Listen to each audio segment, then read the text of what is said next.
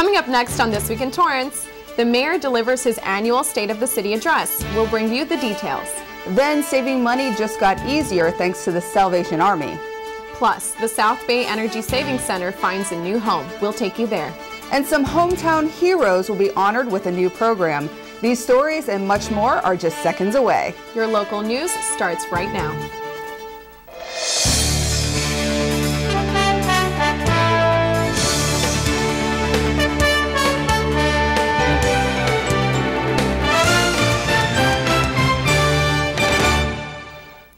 Hello everyone and welcome to This Week in Torrance. I'm Sogomonian. And I'm Christy Wilcox. Ben McCain has the week off. Here are your top stories. Mayor Frank Scotto addressed a large crowd of business leaders recently and helped reassure everyone that Torrance continues to stay on track despite the economic slowdown. Reporter Alexis Sita takes us to the Torrance Marriott for Mayor Scotto's 2012 State of the City speech. In his annual State of the City address, Mayor Frank Scotto did not beat the drum of the still slow economy. With the state's $10 billion shortfall and with Sacramento taking city's vehicle license fees and saddling them with the effects of AB 109, Torrance is answering those problems with new jobs and new businesses. Pacific Audi is building a new state-of-the-art dealership. In its departure from its current location, another new dealership will be moving in. In the former Kmart site on Hawthorne Boulevard that closed, Osh, Home Goods, and a grocery store will move in. Scott Robinson Honda is in the midst of a significant expansion. Mayor Scotto was more specific than ever before regarding Walmart's presence in the city. Walmart will soon find a home in Torrance come September the 12th. In about 2 weeks, Walmart will be opening a hiring center here in Torrance, and with 80,000 square foot store they plan to open in the fall, they'll be hiring about 165 to 180 new permanent jobs for our residents. He was also fairly specific about Simon Property Group's plans for the Del Amo Fashion Center. They continue advancing plans for a dynamic interior renovation, and we expect to begin at the first quarter of 2013, actually probably in January 2013. In the meantime, they're developing several high fashion retail alternatives on the northern portion of the mall with the goal of at least one new fashion department store.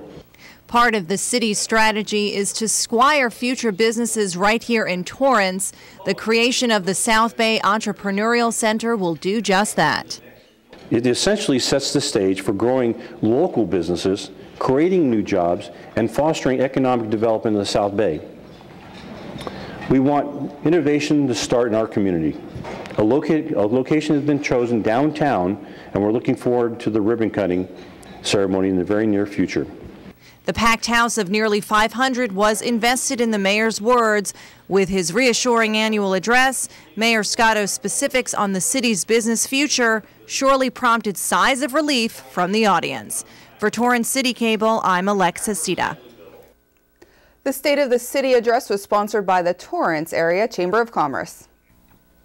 Mayor Scotto touted eco-friendly advances here in Torrance during his State of the City address, and local businesses highlighted green products at a recent mixer. Reporter Maudette Lewis takes us there. The event gives very local businesses the opportunity to network and showcase their products. Eco-Green Lodging was represented by the Miyako Hybrid Hotel. As a smoke-free, LEED-certified hotel, the Miyako is becoming a leader in promoting green products. Another renewable energy company at the event is Element Power Group. The company designs induction lighting, including LED fixtures and solar systems. Randy Dodd says their products save consumers 50% and are guaranteed for 10 years. Sponsors included Providence Little Company of Mary Medical Center, Republic Services Inc., and Green Ink Marketing. Green Ink Marketing specializes in eco-friendly printing. They use soy and vegetable-based ink and chemical-less plate makers. They reuse and recycle their pallets, paper, and shrink wrap. Other attendees included Costco and Torrance Public Works, who showcased their green products, including detergents, recycling bins, and food. For This Week in Torrance, I'm Maudette Lewis. For more information on business mixers like this one, visit torrancechamber.com. While some students may be thinking about how they'll kick back over the summer, others are out there looking for jobs. Reporter TK Trinidad takes us to the attic for an event that can help. With more than 22 organizations looking for employees, the Attic's Job and Service Fair was the perfect place for high school students Daniela Chung and Catherine Hung to look for summer positions. I came here looking for a job. I'm just here with my friend to find some work experience, availabilities open, or just for volunteering services during the summer. With organizations such as the Molena Foundation, whose mission is to help underprivileged people get an education and health care, came to the fair to look for a few good volunteers. Today we're looking for volunteers to come and help us at the Molena warehouse. High school volunteers, they will come to the warehouse. They'll help us sort books, sometimes help us fill orders, and then follow us to do events at schools and other community events that involve children. The Attic's mission for the job fair was to connect students with these kinds of organizations. We just want to inform and notify people of the opportunities here, the volunteer opportunities. The Teen Center is designed for 14 to 18-year-olds who can drop in to get away from their everyday routines. And besides just providing a place to hang out, the Attic puts on an event every month. We have different events, but they're not always fairs. Like the last one we had was a pancake breakfast for our firefighters and our police force. For Daniela Chang and Catherine Hung, getting volunteer positions look good on their resumes on college applications, and they believe the Attic Job Fair gives them an edge up on the competition rather than just applying on the web. Definitely, because you get to actually communicate with the person face to face and see what their personality is like and if your personality fits theirs. A lot of us are just going off to college soon, so it's just good to have some pocket money, so we just wanted to find a job just to help out parents with that kind of stuff. For This Week in Torrance, I'm TK Trinidad. For more information on the Attic, visit the city's website at torranceca.gov. Young people have embraced cycling as an alternative to driving in many major cities. Bike to Work Day is an annual event that also encourages commuting by 2 wheels instead of 4. I know we have a lot of bikers in our city, and I'm off today, so I thought it'd be fun to bike over. Driving in traffic is a daily routine for most commuters, but if you live close enough to consider biking to work, it could save you money and time. Before work, bicyclists were able to stop by the city-sponsored pit stop in front of City Hall for a light breakfast, a way to show some appreciation for our bike commuters. And the future looks bright for bikers in the South Bay, thanks to the Bicycle Master Plan. And for more information, visit southbaybicyclecoalition.org. The Torrance Police Department recently honored their fallen officers at an annual ceremony. Reporter Charlena Brown has more. Every day, the brave men and women of the Torrance Police Department put on their uniforms and serve their fellow citizens, and they're often faced with incredible difficulties. The 4 Torrance police officers honored at a recent memorial put themselves in harm's way as guardians of the community. We know of the sacrifices these officers and their families made to protect us. And we also know that the courage they displayed during those last few moments of their lives was not an unusual event for them. In fact, it was a daily event for them. Officers David Siebert, Gary Ripstein, Thomas Keller, and Sergeant William Lewis all gave their lives for the job. They lived to protect others and lost their lives in the line of duty. The last Torrance officer killed in the line of duty was Thomas Keller. He died in 1986. Although these tragedies happened long ago, family members still celebrate the sacrifice and service of their loved ones. For This Week in Torrance, I'm Charlena Brown. Coming up, the library's summer reading programs are back, and they're not just for kids. And doctors share their tools of the trade at a public workshop. My wife and I think our son drinks too much. We hate to see him wasting his life. A therapist told us to try Al-Anon family groups where we can find understanding and support. He was right. It means a lot to be with people who understand what you're going through. Are you troubled by someone's drinking? You might be surprised at what you could learn in an Al-Anon family group meeting from people just like you. Call 1-8884-AL-ANON or visit alanonfamilygroups.org. It is important for young people to have a mentor in their life. I would definitely say that I have had an impact on his life and he's had an impact on my life. One of the most important lessons that I've learned from Charlie is to make better decisions and take responsibility for what you're going to do. Think about what you would be today if people didn't go a step out of their way to help you out. And that's really what it's all about. So get involved and do your part. Invest in the future. Mentor a child. If you're looking for a way to stay on track with your reading this summer, a Torrance program is just the thing. Reporter Charlena Brown explains. Starting June 18th, adults will be able to participate in the Between the Covers reading program at 4 different locations throughout the city of Torrance: Southeast, North Torrance, Henderson, and the Walteria branch libraries. Having this club will encourage adults to read, according to Gail Van Vranken. I just think it's really important for adults to continue reading. I think we get too busy in our lives that we stop reading, and so hopefully this will be a fun way to kind of bring adults back into the library to read, as well as encourage those that maybe reading hasn't always been their forte, what they enjoy the most. So again, I think reading's important for all ages. Books range from nonfiction to childhood favorites. The club will also remind members that reading as an adult is just as important as reading as a child. It's a great way to encourage people to read, particularly adults, because we always hear that it's very important to encourage children to read, but the parents need to set an example, and the grandparents too. I'm a grandparent, so I like to see my grandchildren reading too. To add to the fun, the club is also offering a reading game card. Adults are able to pick up a game card and complete 5 of the activities. Some activities include reading a magazine, sign up for the library's email reminders, or simply reading a book while on vacation. By participating in the Summer Reading Adult Book Club, readers have the chance to be entered in a grand prize drawing for 1 Kindle Fire and 6 $25 Barnes & Noble gift cards. For This Week in Torrance, I'm Charlena Brown.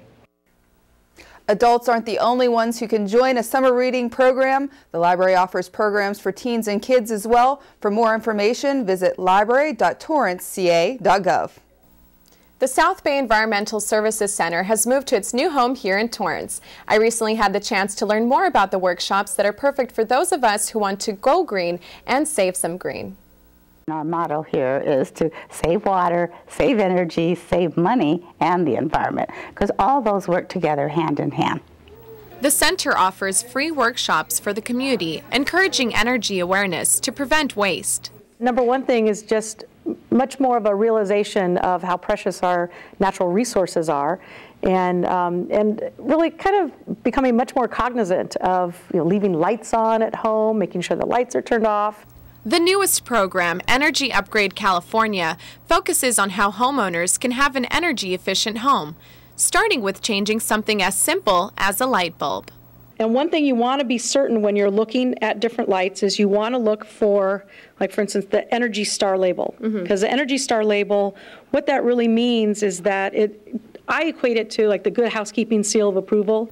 Practicing the various energy-saving techniques learned at these workshops can not only help you save money, but could earn you some extra cash too. So really it's a homeowner who's looking to do some energy upgrades to their home, and depending on the measures that are put into their home and the amount of energy savings realized, that energy savings determines the amount of rebate that a homeowner can get back. So if, for instance, the maximum amount that you can get is $4,000 from utility companies, and at this time the county matches that with the $4,000 for a maximum of $8,000. The cashback is enticing, but homeowners should keep in mind they need to spend money to make money. You're looking at making some major changes to your home in terms of some of these upgrades in order to get those big numbers back, but in the long run too, you're looking at, you've just increased the comfort of your home, you are lowering your utility bills, you've increased the value of your home.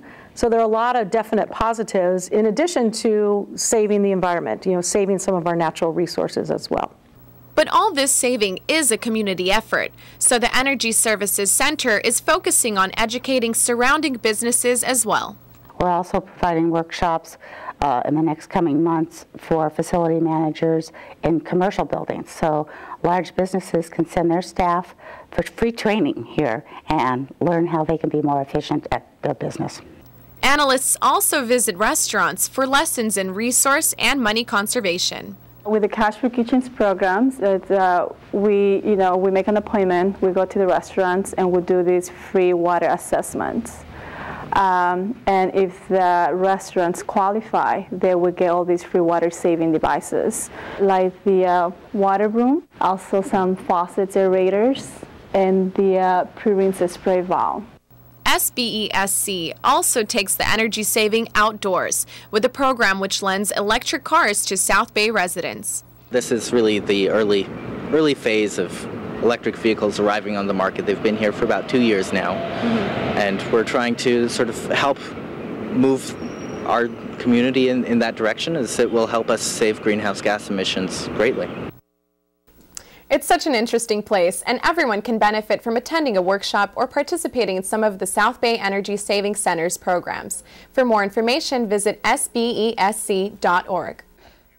In tough economic times, many families are looking for ways to stretch their dollars. Reporter Charlena Brown tells us how the Salvation Army is doing more than usual with a weekly sale. My family and I, we love to shop at the Salvation Army. We love the great, deals on clothes and the vintage clothing. The Salvation Army, located on Pacific Coast Highway, is one of the largest thrift stores in Torrance.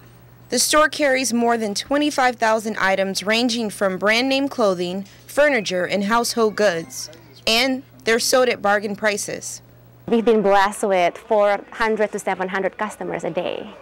With such heavy traffic, the Saturday sale brings out the real bargain hunters looking for those special buys. And that's exactly what they'll get here. Normally we have a store sale on Saturday, and usually it could be 40% off, and that's like every other Saturday.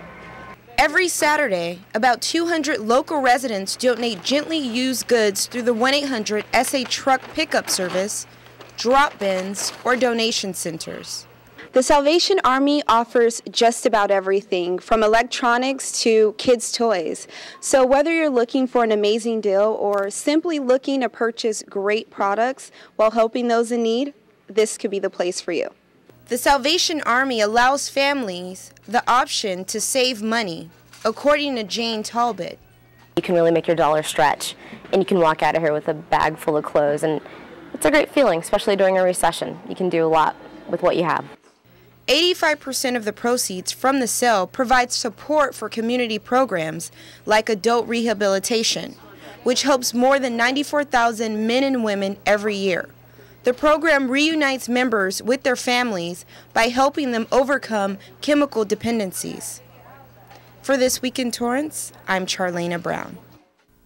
For more information, visit salvationarmyusa.org.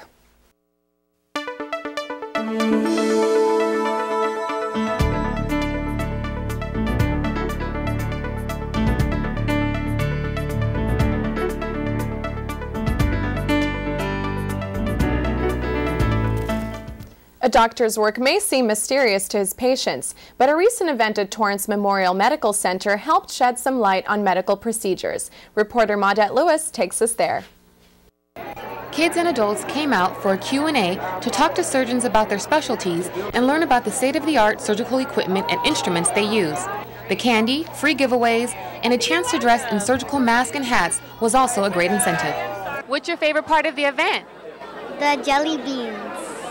Alejandro used a replica of surgical scissors to reach for jelly beans during a mock laparoscopic surgery. Other children used drilling screws for mock joint repair and cauterized meat to understand how bleeding is stopped. Participants were also able to experience Da Vinci robotics, the state-of-the-art system that performs minimally invasive laparoscopic surgery. Urologist Timothy Lesser says Da Vinci robotics makes recovery much easier for patients and is becoming the standard of care for kidney cancer. It essentially takes all of the benefits of open surgery, meaning like exposure, good cancer control, good surgical outcomes, and sort of translates it to a minimally invasive sort of platform. Lesser says patients needn't worry about machine malfunctions during their procedures. it's still the surgeon actually doing the operation. It's not the robot doing it. So worst comes to worst, if the robot should malfunction, which again has not happened in over 1,000 cases, we can always go back to traditional open surgery or even just laparoscopic surgery to complete the case. Director of Perioperative Services, Debbie Butler, says the event is an opportunity for the hospital to reach out to the community. It is an opportunity for us to showcase all of the technology that we offer at Torrance and the depth and breadth of the services that we provide. Aside from playing games and getting candy, kids learned a lot. I learned a lot about the different parts of my body and how people can help you with the different instruments. Medical doctor of the bariatric surgery program, Eileen Takahashi, says the event is a chance to explain to people what goes on when they're having surgery. You know, people come in, they have surgery, but they don't really know what goes on when they're asleep. So this is an opportunity to take a look at the equipment that we have, some of the different technologies as far as for advancements, you know, trying to make the surgeries for them, you know, easier, less painful, faster recoveries. Heart surgeon Joe Falashinas held an exhibit demonstrating how the heart-lung machine functions during open heart surgery in a typical OR suite. It allows us to isolate the heart and keep the body alive and the brain with oxygen and flow and pressure with the heart-lung machine.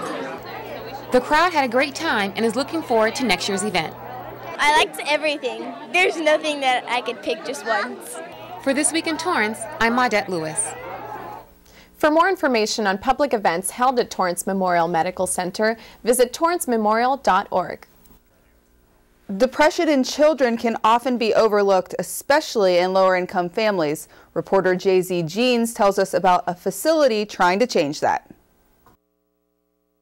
Therapy is undeniably a key element to help mental illness, but it's often considered a service reserved for high-income patients. For more than 60 years, the South Bay Children's Health Center has been an important resource for low-income families in need of mental health services. They provide low to no-cost service to families in the South Bay. We provide individual and family therapy sessions for children, teens, and their families who are experiencing emotional and behavioral difficulties. Patients are matched up with a mental health professional who creates a personalized treatment plan for them. The center also teaches parents Triple P parenting techniques. This is a specialized one-on-one parenting coaching sessions, usually about 10 to 15 sessions, where the parent learns specific techniques for his child's behaviors. In one technique, parents keep a behavior diary, tracking problem events like tantrums, and what happened before and after the flare-up. They also use the ask, say, do method, where parents model desired behavior after asking the child how they would solve problems. The program has 4 main goals that parents work on with their children: communication skills, independence, problem solving, and the ability to self-soothe. We help parents find the goal that fits for them. It's a flexible program because all of the techniques that we give parents, if it works for them, they use it. Psychologist Antonia Glowacki-Calton says that some parents are apprehensive about seeking help from facilities like this one. But she insists that the Triple P parenting program is something that all families can benefit from. At the end of the program, we see big changes in how parents are dealing with these behavior problems, and that makes a big difference in how children behave. For This Week in Torrance, I'm Jay-Z Jeans. For more information on the Triple P parenting program, visit triplep.net. Coming up, we'll tell you how military families are honoring their beloved service members.